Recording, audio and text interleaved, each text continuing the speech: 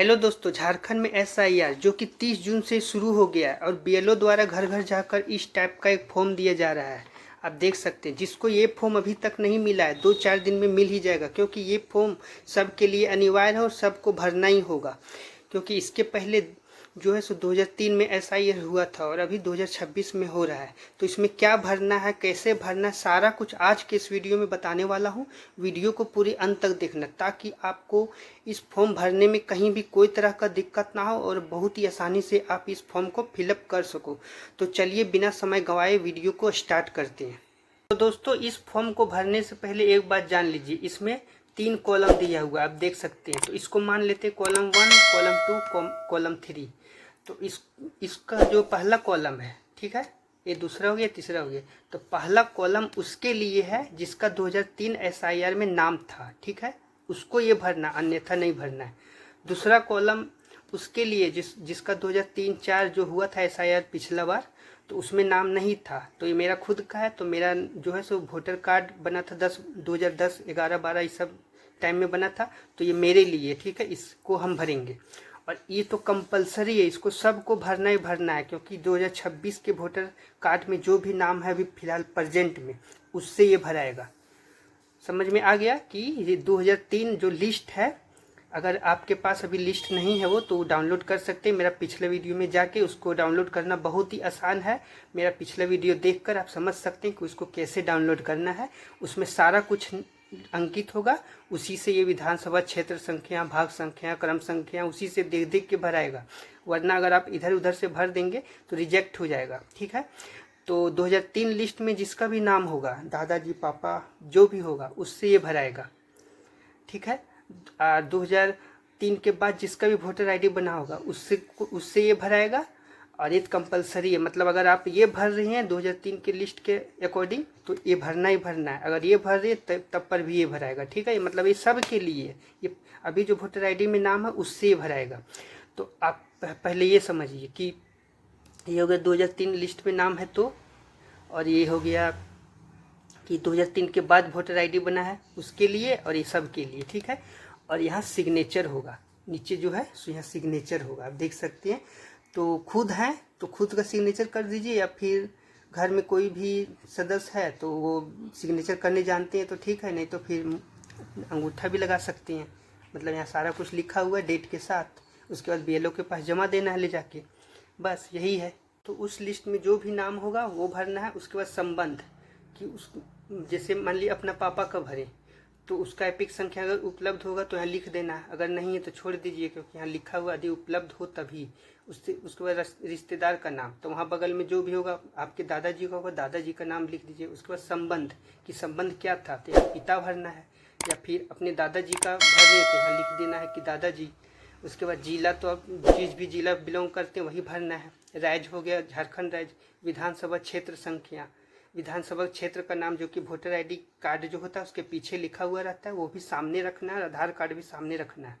उसके बाद इसको फिलअप करना है। तो विधानसभा जो भी है आप यहाँ अंकित कर दें, वोटर आईडी में लिखा हुआ रहेगा। उसके बाद आ जाना है यहाँ पर विधानसभा क्षेत्र संख्या। तो विधानसभा क्षेत्र संख्या वोटर आईडी से नहीं मिलेगा, जो आप लिस्ट डाउनलोड किए होंगे वहाँ सबसे ऊपर में आप जाके देखेंगे तो वहाँ क्षेत्र संख्या होगा, उससे मिलेगा, वो भर देना है।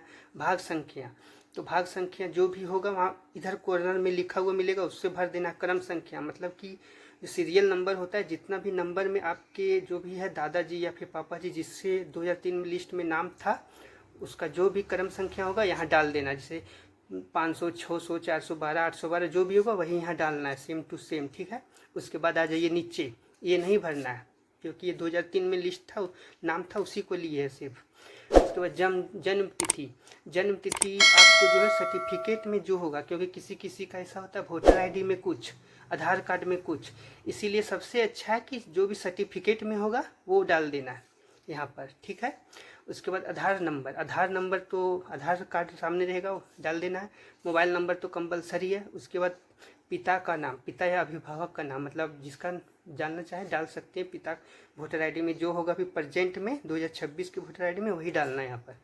उसके बाद फिर यदि उपलब्ध हो तो पिता का जो डाले हैं नाम उसका अगर वोटर आईडी के ऊपर जो नंबर होता है, यदि उपलब्ध हो तभी डालना, नहीं तो कोई ज़रूरी नहीं, यहाँ लिखा हुआ यदि उपलब्ध हो।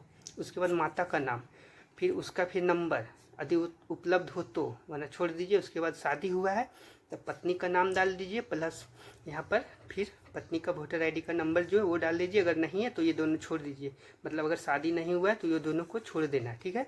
उसके बाद अगर आप बाहर में रहते हो या फिर खुद से फॉर्म भर रहे हो तो अपना यहाँ सिग्नेचर कर दीजिए, या फिर बाहर में है तो अगर घर में कोई भी है सदस्य तो उससे सिग्नेचर करवा दीजिए, या फिर ठेपा अगर लगाते हैं तो ठेपा भी लगा सकते हैं, दोनों चीज़ें आप देख सकते हैं।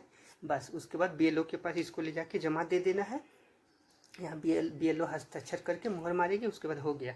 बस इतने ही कुछ करना है। तो इसको देख कर आपको समझ में आ गया होगा कि कैसे क्या भरना है। इसको जो है सो 2003 लिस्ट में नाम होगा उसी के लिए है, और नहीं है तो फिर इसको नहीं भरना, इसको भरना है। और इस 2003 में लिस्ट में नाम है तो इसको भरना, इसको तो भरना ही भरना है।